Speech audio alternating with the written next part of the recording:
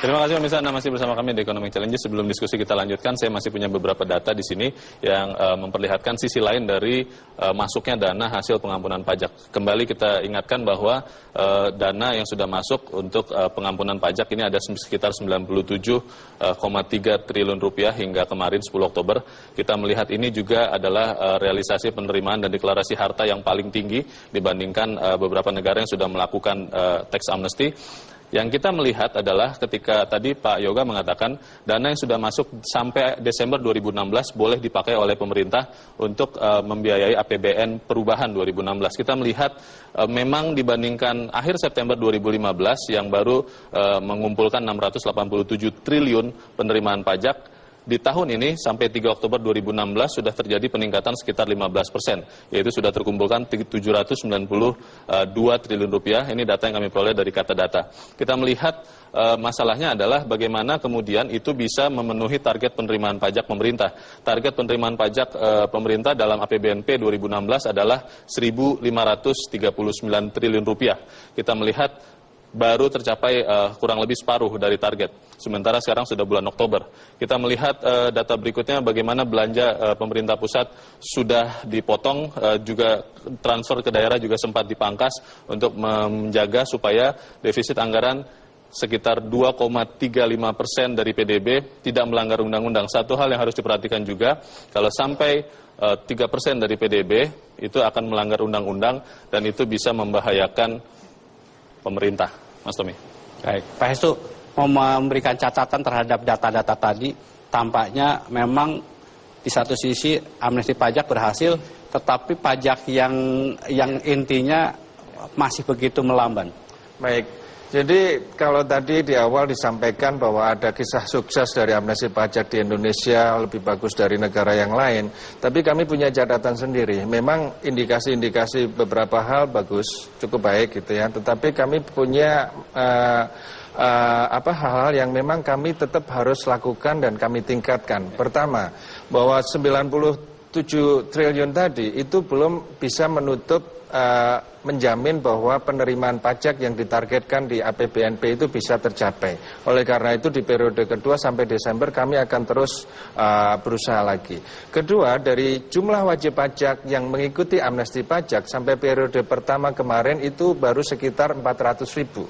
Sementara dari data kita yang seharusnya memanfaatkan amnesti pajak ini jumlah wajib pajak kita terutama yang WPOP non karyawan, kemudian WP Badan, itu jutaan. Artinya potensinya masih besar. Nah disitulah makanya ketika kita bicara ada sisi baiknya hasil dari realisasi tahap pertama ini, tapi kami mencatat bahwa masih banyak yang harus kami lakukan, masih banyak peluang di periode kedua maupun ketiga nanti. Pak Hestu, apakah dengan kondisi yang seperti itu, perhitungan seperti yang disampaikan Menteri Keuangan bahwa kita akan tetap kekurangan sekitar 219 triliun dari penerimaan pajak akan tetap seperti itu? Nah, ini jadi tentunya kita akan berusaha terus bahwa 97 ini bisa bertambah terus di periode kedua sehingga mudah-mudahan yang 218 triliun shortfall di 2016 ini bisa diminimalisir segala macam. Nah ini peluangnya tetap ada melalui amnesti pajak di periode kedua maupun penerimaan rutin dan extra effort yang kami lakukan. Kami memang tidak mentargetkan seberapa besar nanti tax amnesty di periode kedua, tapi kami akan lakukan semaksimal mungkin sosialisasi, kemudian pelayanan yang terbaik sehingga hasilnya pun akan cukup baik di periode kedua. Baik. Pak Suryadi, teman-teman Apindo sebetulnya gencar untuk mendorong para pengusaha melakukan atau ikut dalam amnesti pajak ini. Tetapi memang datanya tidak sampai 500 ribu yang ikut.